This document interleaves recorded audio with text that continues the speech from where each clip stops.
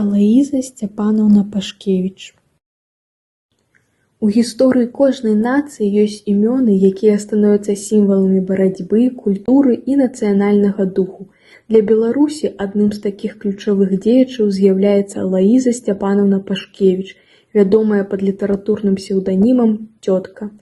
Паэтка, пісьменніца, публіцыст, грамадска-палітычны дзеяч і адна з самых першых феміністак Беларусі.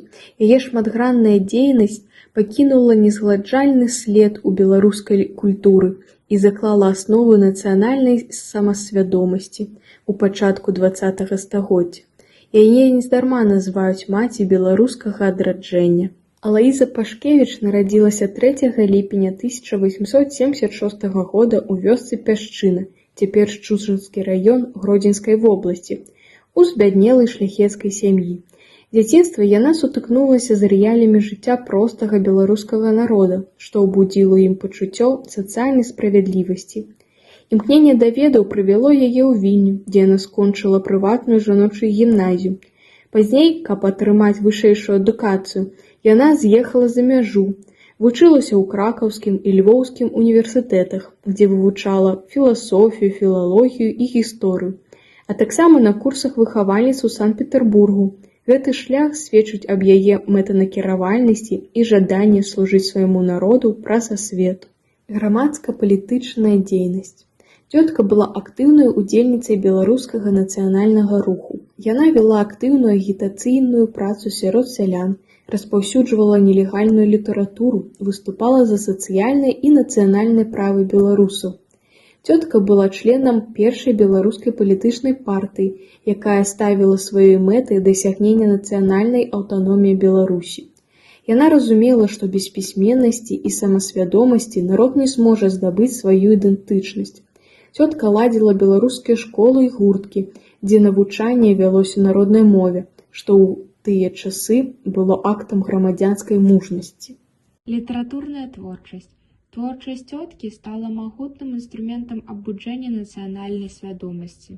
Яе вершы, поўныя грамадзянскага пафасу і глыбокай любві да радзімы, сталі гімнам для цэлага пакалення. Самы вядомы зборнік «Скрыпка беларуская» 1906 год.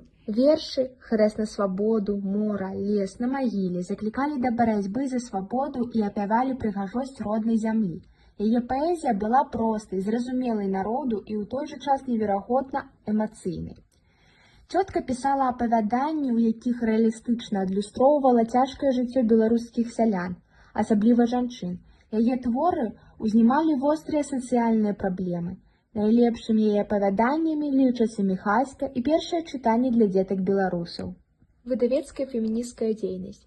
Цётка была адным з арганізатараў і актыўным аўтарам першай легальнай беларускай газеты «Наша доля». На старонках гэтых выданняў яна адлюстроўвала ідэю развіцця беларускай культуры і мовы. Асаблівую ўвагу яна ўдзяляла становішчу жанчын.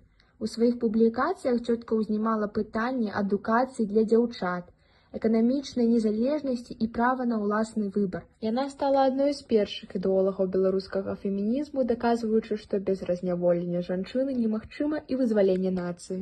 Дабрачыннасць і апошнія гады жыцця. Падчас Першай сусветнай вайны цётка працавала сястрой міласэрнасці ў частках беларускага камітэта дапамогі пацярпелым ад вайны. Яна арганізоўвала прытулкі для бежанцаў і сірот, працягваючы сваю гуманітарную місію. Трагічнае жыццё Алаізы Пашкевіч абарвалася 5 лютага 1916 года ва ўзросце 39 гадоў. Яна памерла ад тыфа, заразіўшыся ад хворых, якіх даглядала. Гэтая смерць стала сімвалічнай. Яна аддала сваё жыццё служэнню людзям да самага канца. Алаіза Пашкевіч пражыла кароткае, але неверагодна насычанае жыццё. Яна была тытанам духу, чыя творчасць і грамадская дзейнасць сталі падмуркам для беларускага нацыянальнага адраджэння. Праз сваю паэзію, публіцыстыку і асветніцкую працу яна дала голас беларускаму народу, паказала яму ягоную прыгажосць і сілу. Яе спадчына – гэта не толькі літаратурныя творы, але і прыклад самаахвярнай любові да сваёй радзімы народа. Памяць аб цётцы і сёння натхняе новых пакалений беларусаў. Імем цёткі названы вуліцы ў Мінску, Гродні і іншых гарадах Беларусі. А імя цётка яна выбрала сама, каб падкрэсліць сваю блізкасць да простага народа, быць духоўнай настаўніцай і цёткай для ўсей Беларусі.